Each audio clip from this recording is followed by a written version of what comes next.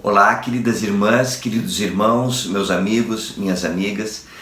Que alegria começarmos mais uma semana, na segunda-feira, de leitura do livro de Mórmon. Nós estamos lendo continuamente por 2 meses o livro de Mórmon, 60 dias. Isso é um milagre, não é? Na vida de todos nós. Hoje é dia 26 de dezembro, segunda-feira. Passamos as festas de Natal e recebemos nossos amigos, familiares, confraternizamos, lembramos de Cristo e vamos continuar aqui firmes na leitura do livro de Mórmon, constantes, um dia após o outro, tá bom? Hoje eu gostaria de compartilhar um ensinamento do presidente Ezra Taft Benson sobre o livro de Mórmon, que o livro de Mórmon é a pedra angular do nosso testemunho. Diz assim, abre aspas: o livro de Mórmon é a pedra angular do testemunho. Assim como as paredes desmoronam se a pedra angular for removida, também toda a igreja permanece de pé ou vem abaixo em função da veracidade do livro de Mórmon. Se o livro de Mórmon é verdadeiro, então é necessário aceitar a veracidade da restauração e tudo o que a acompanha. Fim da citação. O livro de Mórmon, então, ele é a pedra angular do nosso testemunho. O que significa isso?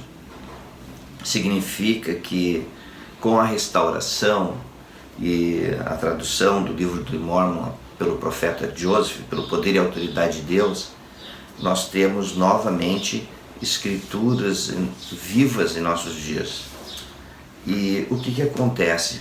Nós temos as escrituras que são o livro de Mórmon. Se o livro de Mórmon for verdadeiro, então a restauração do Evangelho é verdadeira. A Igreja de Jesus Cristo dos Santos dos Últimos Dias é a Igreja restaurada do Salvador em nossos dias, em preparação para a segunda vinda. O nosso testemunho sobre o Salvador Jesus Cristo, o nosso testemunho sobre a restauração, a coligação de Israel, de famílias eternas e tudo mais, está baseada, está fundamentada no livro de Mórmon. Então olha como é importante o livro de Mórmon em nossas vidas. Como seria a nossa vida sem o livro de Mórmon? Como seria nosso testemunho do Salvador, do Evangelho restaurado sem o livro de Mórmon? Não tem como sustentar. Mas se este livro é verdadeiro, então nós temos verdadeiros apóstolos e profetas novamente sobre a terra, e o reino de Deus mais uma vez foi estabelecido na última dispensação para nunca mais acontecer uma apostasia. Isso é uma coisa muito importante. Eu estou muito grato por vocês estarem acompanhando a leitura do livro de Mórmon e que possamos fazer disso um hábito na nossa vida, de todos os dias ler o livro de Mórmon, ponderar e nos aproximarmos do Salvador. O capítulo 4 de Jacó, ele é muito especial. Vamos então começar a leitura. Todos os profetas adoravam o Pai em nome de Cristo. A oferta que Abraão fez de Isaque foi a semelhança de Deus e seu unigênito. Os homens devem reconciliar-se com Deus por meio da expiação. Os judeus rejeitarão a pedra de fundamento, aproximadamente 544 a 421 a.C. Ora, então aconteceu que eu, Jacó, tendo ensinado muito meu povo com palavras, e não posso escrever senão poucas de minhas palavras, devido à dificuldade de gravá-las em placas, e sabemos que as coisas que escrevemos em placas perdurarão. Tudo o que escrevermos, porém, que não seja em placas, perecerá e desaparecerá. Mas podemos escrever algumas palavras em placas, que darão a nossos filhos e também a nossos amados irmãos um pequeno grau de conhecimento sobre nós, ou seja, sobre seus pais.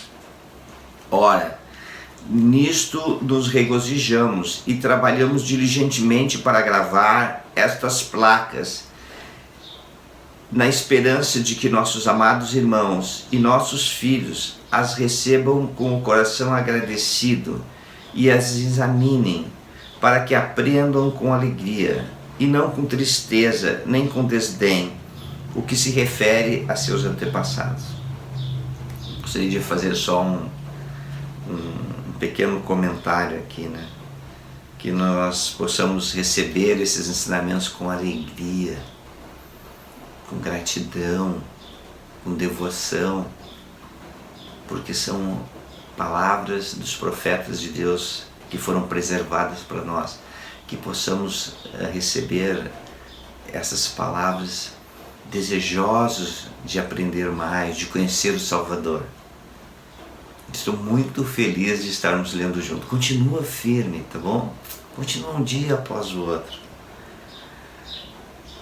Porque para este fim escrevemos estas coisas, para que tenham conhecimento de que sabíamos de Cristo e tínhamos esperança em sua glória muitos séculos antes de sua vinda. E não somente nós tínhamos esperança em sua glória, mas também todos os santos profetas que viveram antes de nós. Eis que eles acreditavam em Cristo e adoravam o Pai em seu nome.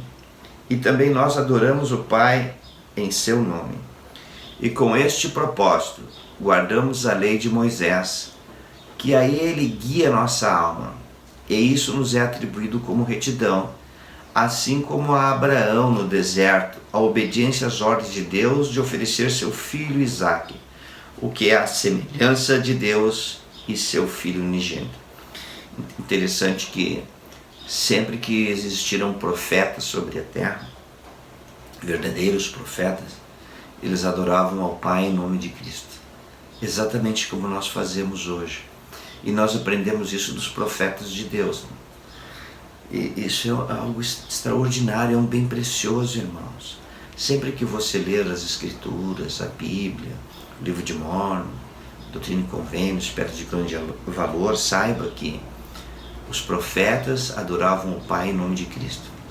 Eles conheciam o nosso Pai Celestial e Jesus Cristo. Sabiam de sua doutrina. Conheciam seus ensinamentos. Viviam seus ensinamentos. E isso agora tudo chegou a nós através das Escrituras, especialmente através do livro de Mórmon. Eu amo o livro de Mórmon, eu amo meu Salvador Jesus Cristo. E esse final de semana eu tive a oportunidade no domingo de ser orador na minha aula.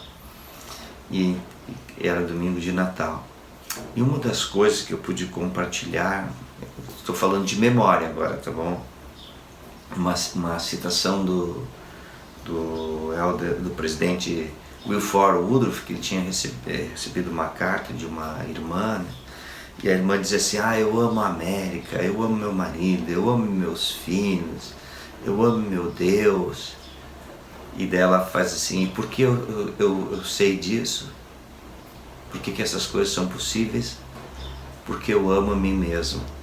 Eu achei tão extraordinário. E como eu e você hoje podemos amar, cada um amar a si mesmo, ter autoestima, autorrespeito, porque à medida que nós amamos a nós mesmos, nós temos condições de amar o nosso Deus. Interessante esse pensamento, não é? E cada vez que eu e você estamos lendo o livro de Mórmon, nós estamos descobrindo mais quem nós somos, que somos filhos de Deus.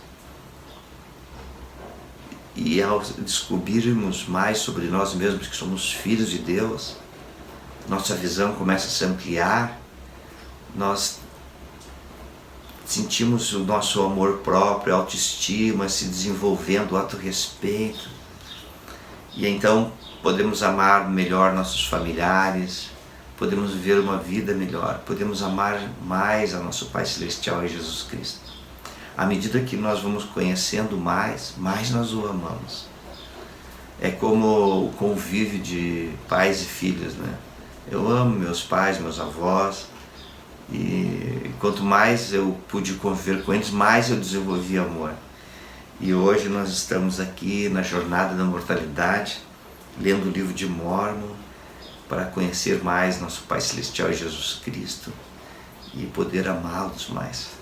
É maravilhoso, não é? Versículo 6. Portanto, Estudamos os profetas e temos muitas revelações e o espírito de profecia.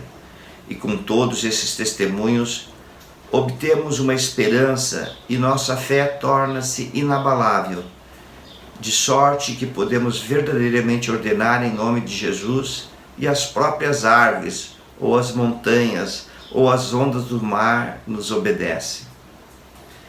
Não obstante, o Senhor Deus mostra-nos as nossas fraquezas, a fim de que saibamos que é por sua graça e sua grande condescendência para com os filhos dos homens que temos o poder de fazer essas coisas.